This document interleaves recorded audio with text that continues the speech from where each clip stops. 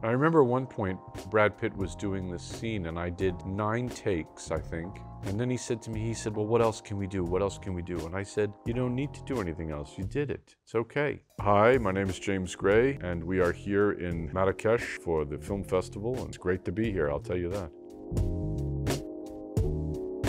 It is very inspiring to see all kinds of movies from all over the place, because you realize that the human experience is both very varied, but also we all fight the same battles. And there's something reassuring about that and beautiful about that. But I'm not inspired personally as an artist or as a creative person, because that has to come from within. And there are some times where I see other films that are fantastic. I see a lot of great movies all the time. Usually I'm just jealous. Oh, how come I didn't think of that? That's so great. You know, we see very few of them in the United States. When I was here in 2018, I saw several which I really loved. One of my favorite directors, though, working today is a Palestinian director named Ilyas Suleiman, who's a beautiful filmmaker. I was just trying to express a moment in my life which was very difficult. I mean, life is difficult. It's always difficult. But my life is better now. My life is better than when I was 12. You know, 12-year-olds, we really have no agency. We really can't do what we want. And so I just remember that period and what it meant to grow up then and how it shaped how I view the world.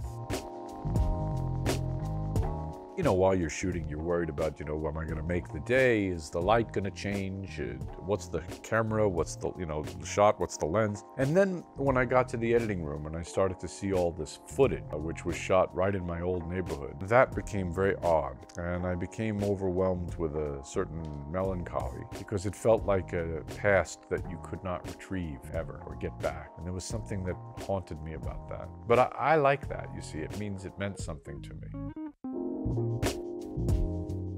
Well, it depends on your view of the movies. If your view of the movies is that you want to see something that you saw before, that it has a certain kind of concept of story that is very prepackaged, then it's probably not great. But if what you're interested in cinema is a view of the world that is complicated, and it's somebody else's view, and very clearly somebody else's view, then I think it's wonderful. I think it's pretty clear that I love them. And when you love actors, actors like to be loved, and actors like to be given the space to work. Whatever I've done wrong in my life, creatively, I know that I have at least embraced actors and let them do what they feel they can do best. Well, I don't get involved in their process. My job, I view it as helping them. I remember at one point, Brad Pitt was doing this scene and I did 9 takes, I think. And I thought that at least 4 had great takes. And then he said to me, he said, well, what else can we do? What else can we do? And I said, you don't need to do anything else. You did it. It's okay. So in that case, for example, he was wondering if he had done it and he didn't need my help. There are other times when actors are going in a certain direction and they need you to just kind of say, oh, well, why don't we try this and push them in another place? That's really the job on the day.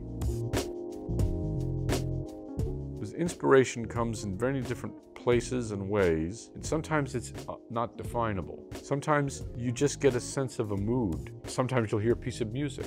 Sometimes you'll be smelling somebody's cooking and you'll have a memory. Sometimes it's books and a lot of times it's cinema. So it's from all different directions, really.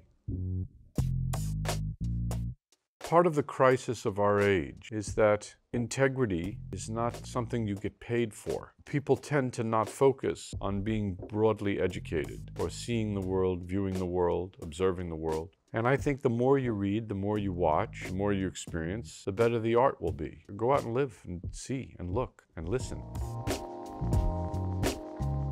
It's a tremendously difficult movie to make. It's on the open water. It would be a very sensory experience, very little music, someone's experience of a very nightmarish situation in the Pacific Ocean. But that's not an easy film to make. And I'm going to need a lot of time, and a lot of money, and a lot of energy. So we shall see. It's kind of easy to answer. My dream job, I would be a painter. I would sit and paint all day. Still the most fun I have in life, I think, is when I paint. I'm just not very good at it. That's not true. If you said to me, paint this glass, I could do it photorealistically. I'm technically very good, but I'm a bad painter because technique is nothing. Technique doesn't matter. I wish I were a better painter, but I had more of a vision for it. I see some people have just the greatest eye for photographs, for painting. I don't have it, but I would be that. I would be a painter. But that's part of why cinema is so great, right? Because you have painting, dance in the way the actors move, of course, photography and music, so many art forms combined.